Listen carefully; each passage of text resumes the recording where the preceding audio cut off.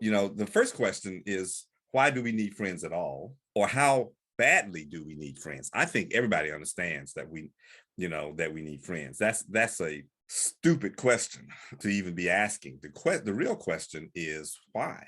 And what are we looking for in friendship? And I think you said it very well, although you kind of glossed over it. And that is that we all need somebody that we can depend on. We understand we can't get through this life together. I mean, by ourselves. I don't have any friends that I don't trust.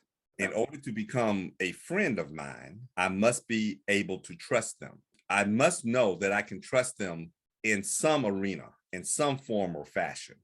And the more I can trust them, the closer a friend they become. Welcome to Peter and Phil's Courageous Conversations, a podcast addressing race relations and social issues in hopes that you'll be inspired to do the same. Now, let's begin our conversation with your hosts, Dr. Peter Weinstein and Dr. Philip Nelson.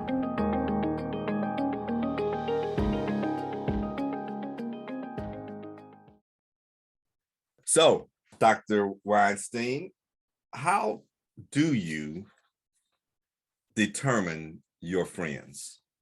Good question. I how do I determine my friends?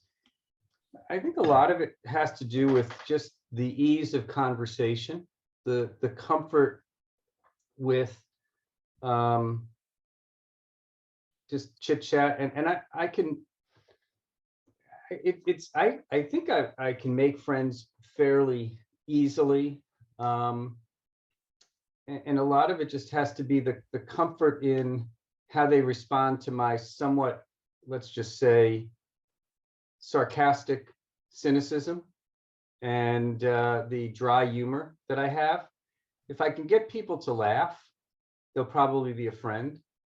If they're a little bit too dull, they'll probably be a colleague. But no, it's interesting because I have, in the last few years, I've made a lot of friends just from having conversations through SCDMA and learning about people. So I think when it comes to making friends, it's a thin slice. It's really in that first few seconds of conversation.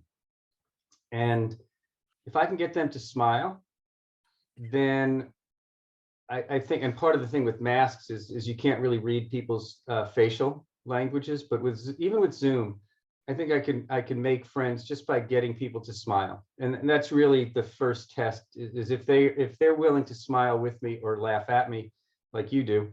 Which one do I do? You laugh at me with you. I do not laugh at you. I knew that's what you would cut. Go ahead. I'm sorry. Go ahead. No, it's the last 5 months since I have moved from the executive director role to more of a independent, I've had to make new friends. I've had to build a following, and doing Zoom frequently or meeting people for the first time. And to me, it's just really a gut feeling more than anything else. So how about if I turn that question back to you? What is it? No, I'm in charge right now. Yes, sir. Yes. You and Nicole always accuse me of dominating the conversation. And so it's not an accusation, it's a fact. So you kind of answered these questions, but I still want to be a little more direct with it. Do you have enough friends? I don't think you can never have enough friends. I think there's levels of friends. The people who you haven't talked to in 20 years that you can pick up the phone and have a conversation with, and it's just like you were in high school or college or vet school or whatever the case may be. I don't think you can ever have enough friends because you never know when somebody's going to need you and your support, and you never know when you're going to need somebody else's support. So I don't think you can ever have enough friends. There's always this concern of people taking advantage of you, quote unquote, or taking advantage of your friendship. I don't think I've ever had that situation happen. So why do we need friends? Why do we need friends? Maybe I shouldn't say we. Why do you need friends? Why do I need friends? I'm going to say that because from from a ego standpoint, from a personal standpoint, knowing that people like you and then trust you is a good feeling. It fills you up. It makes your heart beat. And I think that you could always use a couple of new red blood cells pumping through your system, aka friends, from that standpoint. So I think we need friends because they are there when things are difficult. They are there to listen. And from a reciprocity standpoint, they are there so you can help others, which, at least in my case, makes me feel good as well. You said several times when you were stumbling with the first question and trying to figure out where you were going to go, which is, by the way, I thought was extraordinary for me, because I don't know how I would have dealt with that question if somebody just blurted it out. But you said several times that one of the cardinal characteristics, and I'm paraphrasing here, of a friend is someone who appreciates your humor. Why is that so important to you? I think I use it to help break down barriers. I think it's a trait that has been pointed out that I have, my somewhat desert-like or dry humor, that takes people a little bit of time to actually figure out what I'm getting at, like 3 or 4 seconds. So I think I use humor as a playing field to set the bar. And I think, to me, we need to be laughing more together. We need to be able to laugh at ourselves.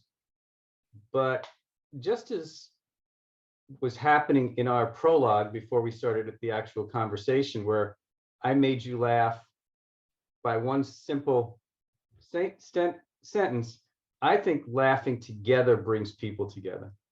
And so, yeah, I think humor and laughter is something we can bond on frequently. Everything you said sounds good, and I totally agree. But when you start teasing the process of selecting a friend, you inferred that if they don't laugh at your jokes, your dry humor, your desert humor that I translate into just bad jokes, if they don't laugh at your jokes, you infer that they may not be the close friend, that they might be the colleague. If it takes them 2 or 3 acquaintances before they realize you were joking all the time, you weren't expressing an opinion, but you were being sarcastic, you inferred that they might not become your friend. And the reason I'm saying this is because I'm not sure it's because they don't appreciate a bad joke, or if it's because of their wit, and that you interpret a lack of wit or a difficulty in analyzing wit with intellect.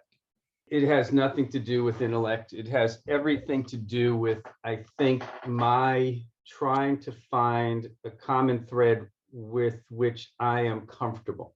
And it may not be the first date, may not be the second date, but usually after a couple of conversations, courageous or otherwise, we can break down some barriers. Some people use politics, some people use the weather. Yeah.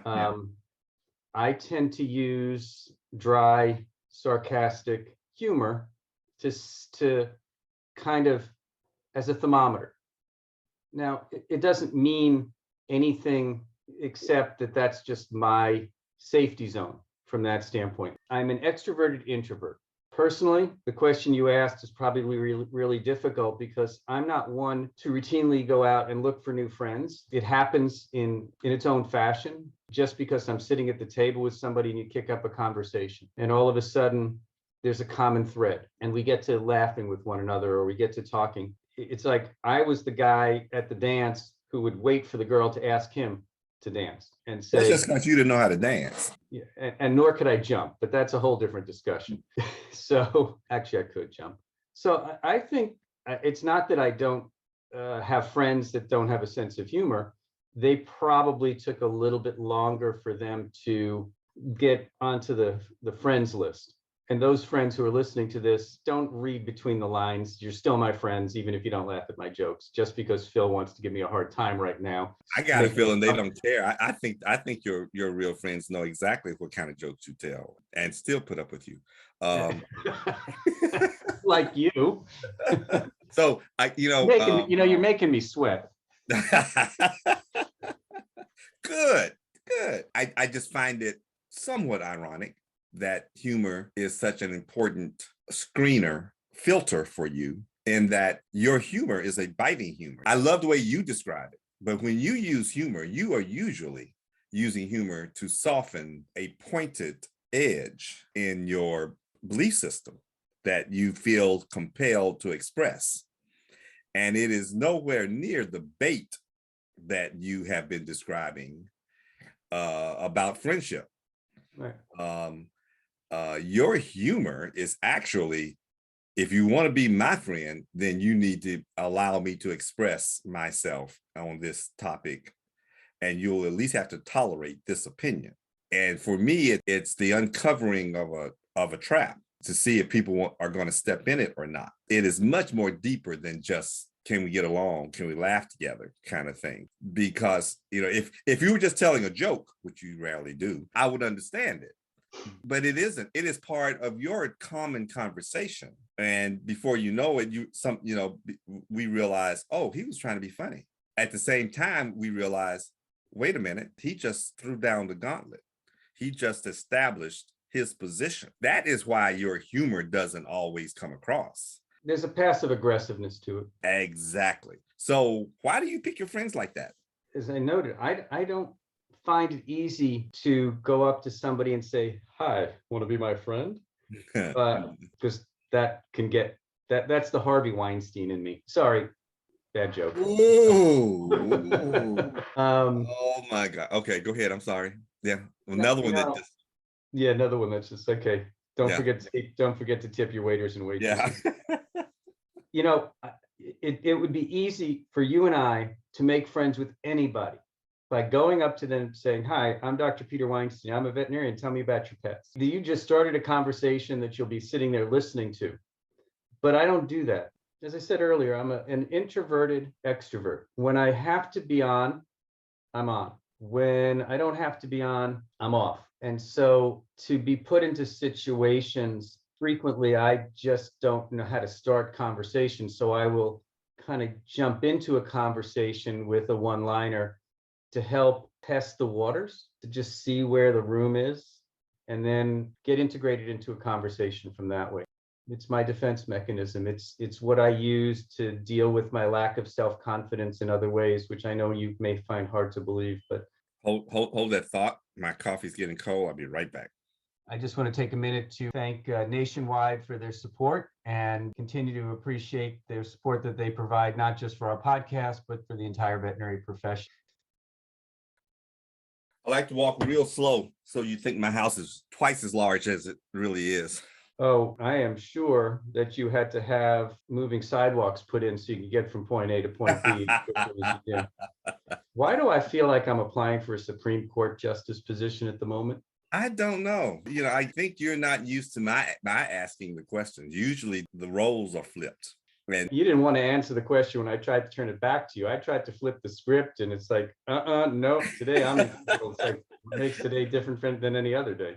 So no, it was just that by flipping the script, you would go back to the normal, comfortable position of hiding behind my monologues and then blaming me for dominating the conversation, But I'm actually having fun here. And I will answer your question at some point.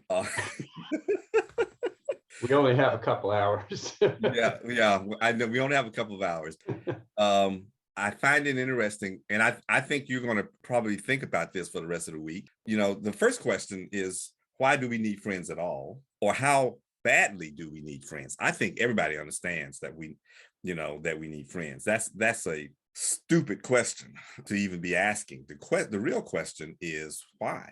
And what are we looking for in friendship? And I think you said it very well, although you kind of glossed over it. And that is that we all need somebody that we can depend on. We understand we can't get through this life together. By ourselves. I don't have any friends that I don't trust. In order to become a friend of mine, I must be able to trust them. I must know that I can trust them in some arena, in some form or fashion. And the more I can trust them, the closer a friend they become. And so those people that you can call up without seeing for 10 years and have genuine joy just hearing their voice and not caring what their political views have evolved to become, or not caring what their experiences have been, you know that if needed, 10 years later, you could call them and say, I'm in dire straits and I need your help. And maybe they can't come to your rescue, but maybe they will put you up while you're working out your problems. Maybe they'll do something for you as if you were family. Those are my close friends. And I don't have a lot of those, but I don't necessarily seek them either. They just develop.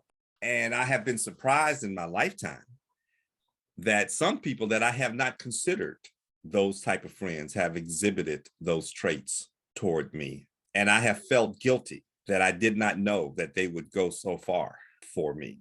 Friendship is the glue of society. And I think we have mistaken friendship for clanship. You know, we seem to be seeking similar ideologies, similar political views, similar houses, similar income levels, similar tax issues, everything but what really matters. And because we have devolved into these meaningless characteristics, we've been threatening society. And because we have devolved into these meaningless, relatively meaningless comparisons, it has now allowed us to undermine truth, trust, honesty, and the ability to pass the test when asked to sacrifice for others. And so our organizations begin to falter and fall apart. And it is for me, the foundational basis as to why we're struggling with what we're going to do with Ukraine. Yeah, I mean, it was an interesting soliloquy to get around to Ukraine. But what you started out with was, and I don't know if you recognized it from a song, but you started out with, we all need someone we can lean on. Mm-hmm. Bill Withers.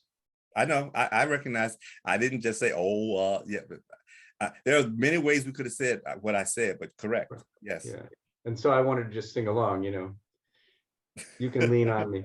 No, I think this concept of clanship that you talked about, or tribe, is something that we look at from a business standpoint. And I think we all have different tribes. I think you have a tribe associated with the university.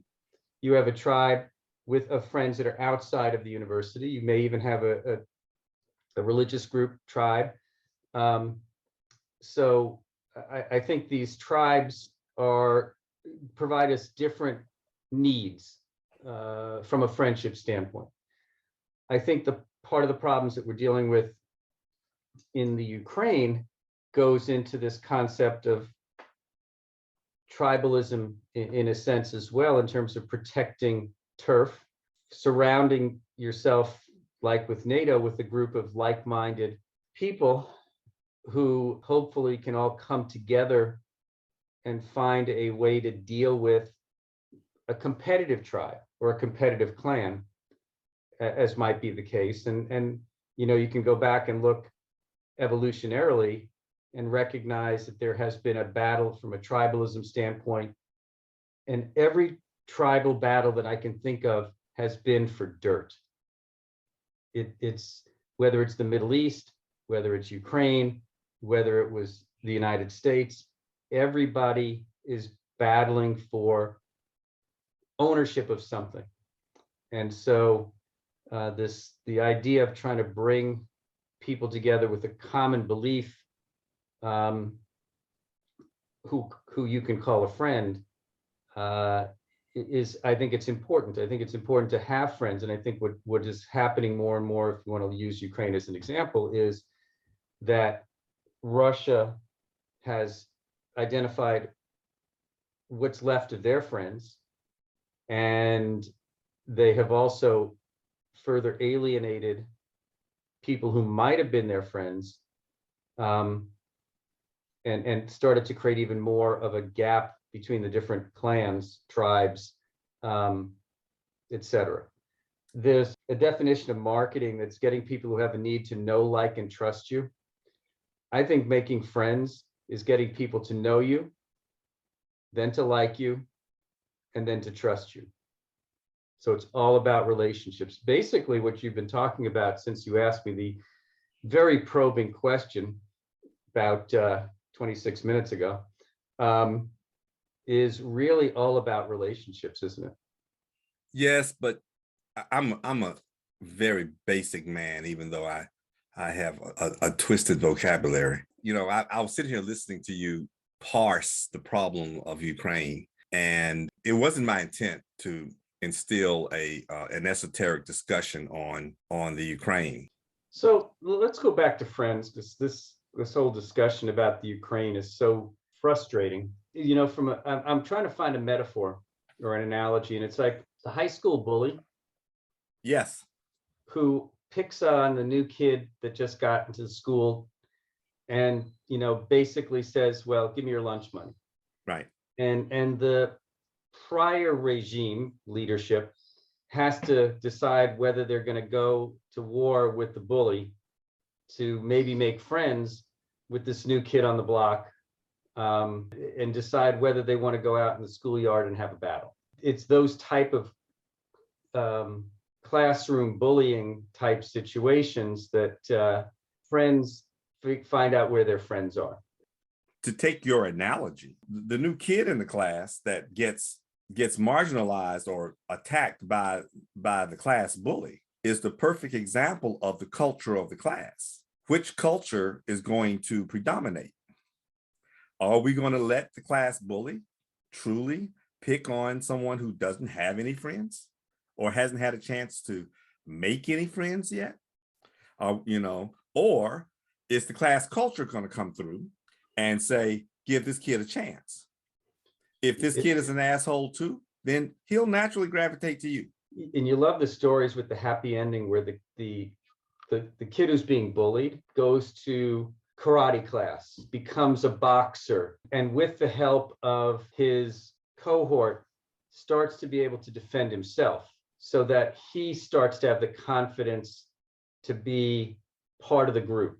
And but the help comes from these colleagues that maybe haven't become friends yet, but they're giving him the tools to ultimately defend himself, so that eventually when he gets into the fight with the bully, he's got the power in his own way to take care of himself, put the bully in his place, and then ultimately get the respect of everybody else.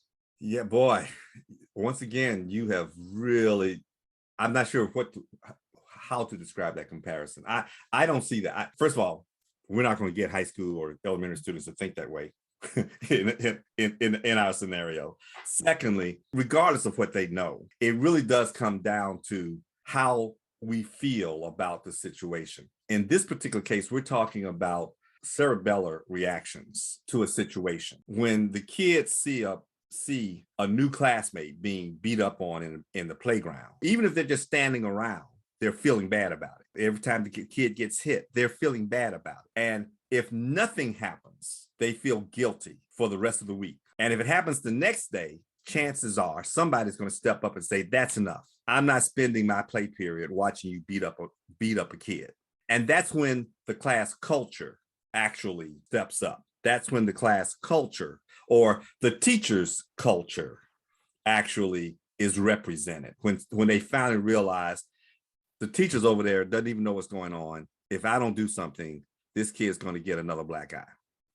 You know, and we can't, and I'm tired of being scared all day that this kid's going to be, so I need to stop this. And so a group of friends finally step up. It's not because they're trying to empower this guy or girl. It's not because they're trying to give this person the wherewithal to stand up by themselves. They aren't thinking that far. They realize that the only reason they're not being beat up is because they have friends around them. But we don't know this kid. This kid's new. He's by himself. But yet I didn't sleep well last night, because last night I remember this kid getting beat up and I didn't do a thing. or I might feel guilty about it, or I just may feel bad that I saw it and I don't want to see it anymore. Either way, I end up stepping up and doing it for visceral reasons, not political ones. Well, I was just trying to write the script for a new movie, but that's okay. It's probably there's my defensive mechanism. No, I mean, it reminds me of Karate Kid or some other movie where, of course, yes, the kid comes home bruised and the parents notice it and say, "What's going on?" "Oh, nothing. I just tripped and fell." And then it keeps coming home with bruises. yeah, I know. And then finally the guy grows muscles and learns techniques, and then he kicks everybody else's ass. Right. Yes, I understand. Yeah, that's the ultimate outcome, and that's the hero worship story that everybody wants to think about. And I'm saying that in reality, I mean, I've been that kid that was picked on, but I've also been that kid that was rescued. And honestly, from those rescues, I learned my role as a member of the class. I realized that I had to take some risk if I wanted if I wanted to go to school in peace. I realized that I suffered when others suffered. I may not have gotten hit, but I thought about it at dinner that night. I thought about it in my sleep when I was alone. And I asked myself, what could I do? What could I have done? And it's amazing I had to ask myself, because I knew all along the whole time it was going on, I sat there thinking, are you going to do something about this? Are you going to step up and do something? And when I didn't, even if I was the one who helped that guy get up and brushed him off and took him to the bathroom and washed out and helped him clean up, etc., that wasn't good enough. Well, you got to wonder what the dinner table conversations are like in the United States right now about this concept of friendship in the Russia-Ukraine discussion. And you would think that there would be a common or universal belief that would bring even disparate people together. But even in a situation as polarizing as the bully, there are still people who support the bully. Of course. Of course. And that's when you find out the real culture that you're living in. For the moment, let's cut off Ukraine. Let's just talk about our local cultures. The culture in the SCVMA when you were there, the culture in our faculty at Western, the culture in our university, the culture in your city. How do we react to those negative situations as a culture? Yeah, well, it goes back to can you be friends with somebody who's on the side of the bully when you don't agree with what the bully is doing? So in your community, in your school, in your association, if there are people who have a position that is contrary to what your position is, could they ever be part of your friendship, your clanship, your tribe? So the answer to that question is absolutely yes. However, you tied that difference to a bully. I'm talking about pure simple ideology and how it is expressed. I don't need you to believe what I believe, but I do need you to behave in a culturally acceptable way. Well, the bully was the extreme, because you can work your way down from the bully into the ideology. But yeah, but see, the bully chooses to enforce his ideology. Right. Right. So the bully may not be somebody you could be friends with, but those people who have the same ideology but are not as aggressive about it, you can have a conversation with about it. Correct. That's why I was working down to the molecular level from the global level from that standpoint. Yeah. Well, I just think that just because people do bad things doesn't necessarily make them bad. And so I understand. And so, yes, bully behavior is a line too far for me. And so as long as you are exhibiting, as long as you prefer to enforce your ideology through bullying behavior, you will never be my friend. But if you're willing to exchange views in a behaviorally acceptable way, then there's a chance we may find common ground in other areas. And I'm just going to have to disagree with you in this particular area. But what I will not tolerate or accept is your manipulating community opinion, or as opposed to being persuasive of your opinion. And I definitely cannot stand the coercion that occurs in bullying behavior when it comes to your opinion. I firmly believe that in a true democracy, you have the freedom. You don't have to respect my opinion. You have to respect my right to express my opinion. Thank you for joining us for another courageous conversation. Be sure to follow us and check back next week for more.